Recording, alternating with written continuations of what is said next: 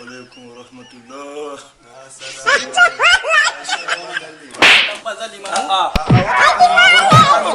Muna maganin kima asalin muna maganin da take sa banza da ana ma